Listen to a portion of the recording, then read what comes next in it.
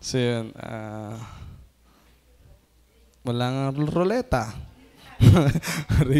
So yun, salamat sa Panginoon talaga. Salamat. Salamat sa kaligtasan na ibinigay ng Panginoon. Biyaya talaga hindi na wala kaligtasan. Ano po. So salamat, nag-i-exist pa sa gawain ng Panginoon. Sa tunay, yun naman ay malapit at malayo. Pero parehas din, meron namang malayo na napapalayo nga. Pero kahit malapit, meron din naman napapalayo din. So, ang realidad talaga nito ay sa faithfulness natin sa Panginoon, sa sipag din natin sa Panginoon, pero ang behind doon ay sa paggawa pa rin ng Panginoon. So, salamat po doon talaga sa gawa ng Panginoon sa buhay namin as family na nakakapagpatuloy pa sa gawain ng Panginoon. Yun, salamat din po na-release na po yung result ng MRI. Binasa ko po, ako na nagbasa. Dahil nung ako nagbasa, ipapabasa ko na, hindi ko maintindihan. May mga terminology talagang malalalim ang doktor, baka magkamali pa. So, salamat naman at napakahirap ng pagsalang sa MRI. 30 minutes o parang 45 minutes na nakasalang ka doon. Ako'y mangalayin, hindi ako natagal ng minuto sa isang higaan. Talagang ako'y, kahit sa pag-upo, kung mapapansin dyan, ako hindi natagal. Talagang ako'y ngimay ng ngimay doon. Pero salamat, natapos nga, sabi ko nga doon sa nag-a-assist sa akin, ay hindi na maulit na rin MRI na rin. Pero salamat, tingin ko ay, na-confirm naman nga, na-confirm talaga na yung reading o yung diagnosis ng doktor sa akin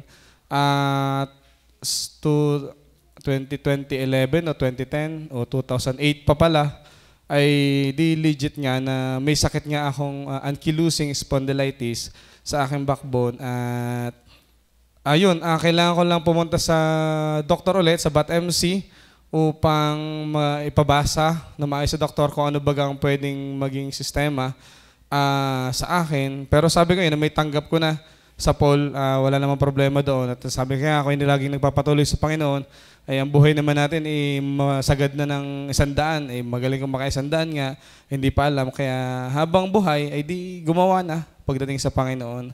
At biyaya na lang sa akin na ako'y nandito pa nga. At itong sakit na ito ay ayos lang. Sabi nga si Janggayon, na natsetsempohan, parang ruleta din yan. Sa akin napatapat. So sabi nga, ang may sakit daw nito ay sa 100 ay isa, o 1,000 baga, o sa 1,000,000 bagay isa.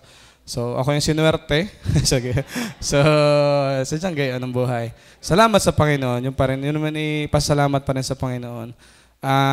Sabi nga sa GABC family, salamat dahil tayo ay magkakasama pa din.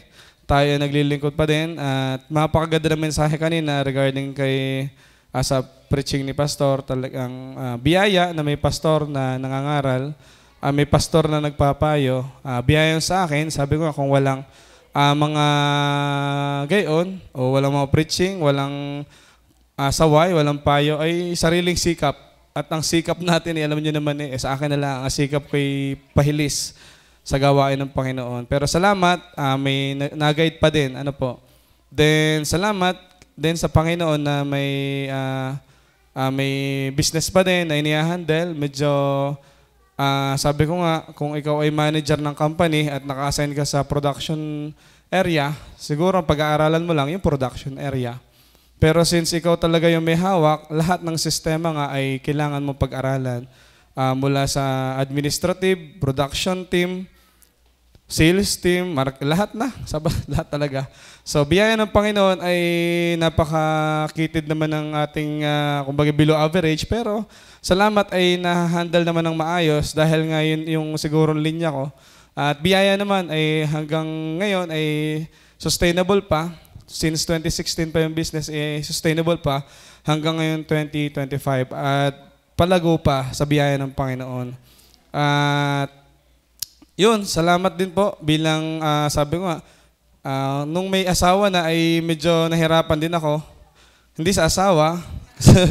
So, kasama na yun. So, pero sa realidad talaga ay totos gambit parang nakaka-relate din. Ayos din. So, sa tunay na buhay ay iba ang may asawa.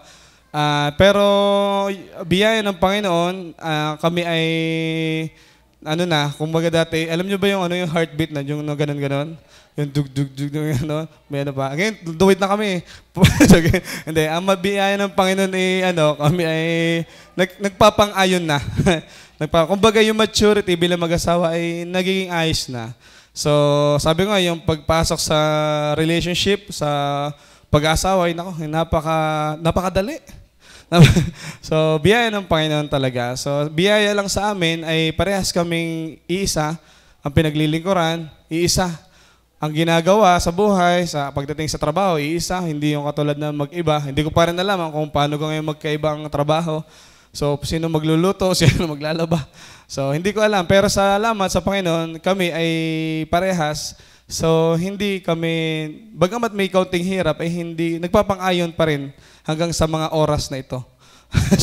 So, salamat sa Panginoon doon. Kaya nga ako sumunod, para walang problema mamaya. Sabi ko yun. So, yun, salamat sa biyaya ng Panginoon talaga ang may asawa. Sa akin, ay yan ay napupush ka sa mga bagay na hindi mo kailangan gawin. So biyaya sa tunay talaga sa akin ay support. Napakalaking support sa akin as nagbi-business. Kung dati ay ako'y nagko-conclude na ng akin, kung dati ako'y nagdi-decision ng akin, kung dati ako'y nagpo-push na ng akin, ngayon, hindi na. Ngayon ay may tinatanungan na ako, pwede kang ganito, pwedeng garne. Lahat ay hindi pwede, kaya walang mangyari. So, biyaya ng Panginoon naman ay nasang-ayon naman, nasang-ayon at nagbibigay pa ng mga ibang suggestion. Pangit yan, iba. So, siya susundin. So, salamat sa Panginoon na ako'y masaya. Masaya ako kanina. Masaya ako hanggang sa mga oras na ito na ako'y may asawa. Talaga, biyaya ng Panginoon. Oo, alangit. Siya. Yari tayo niyan. Mahabang pulong yan. Sige, yun. Then, salamat sa Panginoon. Ako ay leader pa din ng Young Steward Group. Ito'y biyaya din sa akin. Sa tunay na buhay ay ito naman ay hindi kuporte siguro nung time na una. Pero salamat. Siguro nga ang Panginoon ang gumagawa at yun ang mga bagay na leadership palagi na papag-aralan. So, biyaya. Sabi ko nga hindi naman marurunong sa mga larangan ng leadership na yan. Pero sadya siguro dumarating dahil basta ikaw ay matik, dapat ikaw ay leader na Dahil pagdating ng pag-asawa, ay ikaw na rin talaga ang magiging leader ng inyong tahanan. Kaya mas maganda, biyaya sa ating mga men, na tayo ay kung ano yung init natin sa Panginoon ngayon, ay mag times 3 tayo. Bakit? Pagdating ng family, hirap. So, naamin na.